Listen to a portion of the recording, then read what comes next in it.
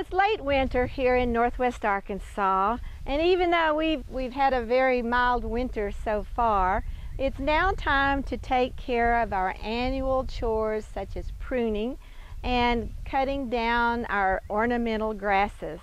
Now, I like to leave my ornamental grasses intact throughout the winter because I like the foliage and I like to see it in the garden.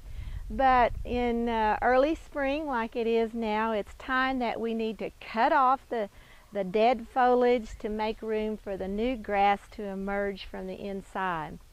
So your normal procedure for doing this is I usually take a string or a bungee cord and I tie up all of the grass as neatly as possible. And then with some garden shears or some kind of power tool, I can cut off the dead foliage at about a foot above the ground. However, last summer when I was observing this Miscanthus gracilius, I noticed that the inside of the plant was starting to die out. And that is an indication that your plant needs to be divided and it needs to be rejuvenated. So what you normally would do, you would dig up the entire plant, you would divide it into 4 sections, and replanting one of those sections back into this original location.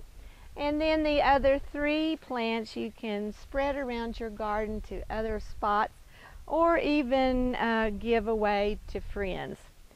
But when you do that, your poor grass is basically starting over from the beginning all over again. So I've got a solution that I've been using for the last couple of years to kind of rejuvenate the inside of the plant without having to dig it up and start all over. Starting on the inside of the plant, push back the leaves to get a close look at the inside. Make a mental note of the area that has died out and needs to be removed. Using a reciprocating saw, begin to core out the center of the plant, much like coring out an apple.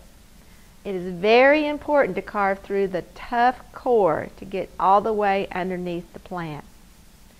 Pull out the dead core and discard. Now you can backfill the inside of the plant with fresh topsoil. The inside of the plant will rejuvenate in no time.